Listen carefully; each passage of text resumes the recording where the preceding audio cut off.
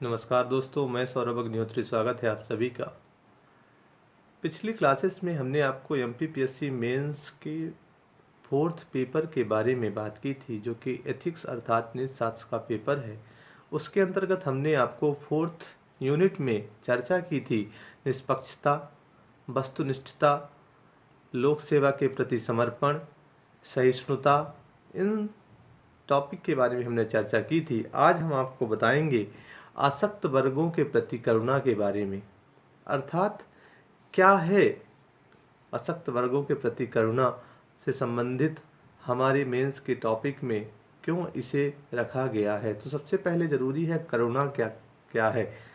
करुणा मतलब करुणा का अर्थ है कमजोर व्यक्तियों या प्राणियों के प्रति उत्पन्न होने वाली उस भावना से है जो उसकी उस कमजोर स्थिति को समझने तथा उसके प्रति समानुभूतिक चिंता रखने से उत्पन्न होती है, अर्थात परोपकार की भावना मूल तत्व के रूप में विद्यमान रहती है। मतलब कहने का ये है कि जब हम किसी असमर्थ, असहाय, दुखी अथवा संकट से पड़े हुए व्यक्ति को देखते हैं तो हमारे मन में होने वाली जो अनुभूति होती है, तो उसको दूर करने के लिए अर्थात उसका कष्ट दूर करने के लिए या उसका दुख दूर करने के लिए हमारे अंदर जो प्रेरणा जागृत होती है उसी को कहते हैं करुणा। अर्थात कहने का मतलब ये है कि कभी क्वेश्चन पूछे कि अशक्त वर्गों के प्रति करुणा के बारे में आप क्या समझते हैं,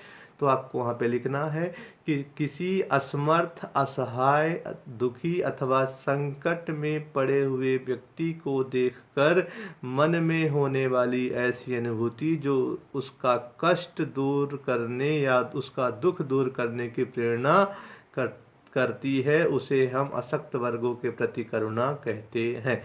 अर्थात कमजोर व्यक्तियों या प्राणियों के प्रति उत्पन्न होने वाली उस भावना से है जो उनकी कमजोर स्थितियों को समझने और उनके प्रति चिंता रखने के कारण उत्पन्न होती है, या भावना व्यक्ति को उत्साहित करती है कि पीड़ित व्यक्ति के दुखों को दूर करने में सहायता करे। मतलब कहने का है ये कि हम जब किसी दुखी असहाय व्यक्ति को देखते हैं तो हमारे मन में जो भावना जागृत होती है कि कैसे हम उसके दुख को दूर कर सके, उसी को कहते हैं आसक्त वर्गों के प्रति करुणा या फिर करुणा की बात करते हैं। अर्थात करुणा अर्थात करना, मतलब हम किसी और के लिए क्या कर सकते हैं, ठीक है, वो बात की जा रही है।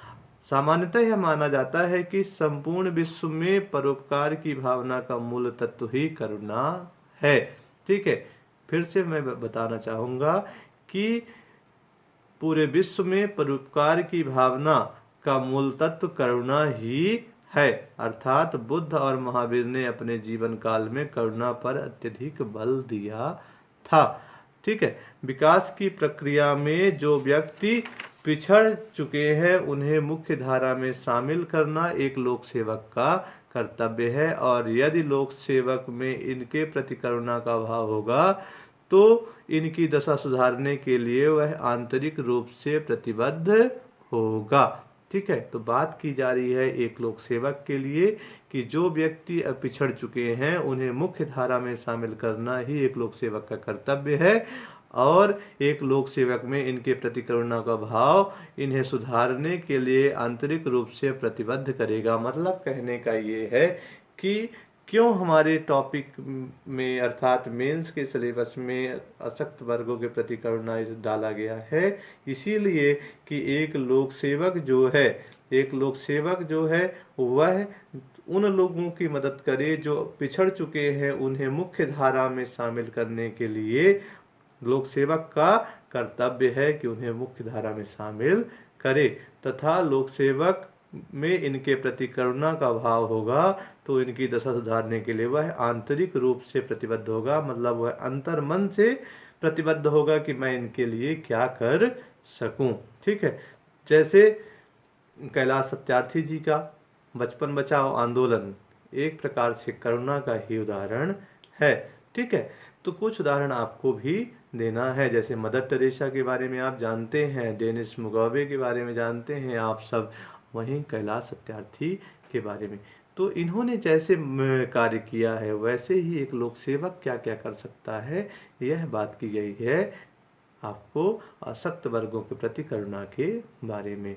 तो इसको अच्छे से आप पढ़ लीजिए, ठीक है। मैं नोट्स को वीडियो के बीच में डाल दूंगा, आप उसको वहाँ पर नोट कर लीजिएगा, ठीक है। और बार बार पढ़िए, तैयार रहिए, कोरोना के संकट के बीच में अपना ख्याल रखिए, और हो सके तो दूसरों से दूर रहिए, एक दूसरे से हाथ मत मिलाइए और अपना ख्याल रखिए, ठीक है। धन्यवाद।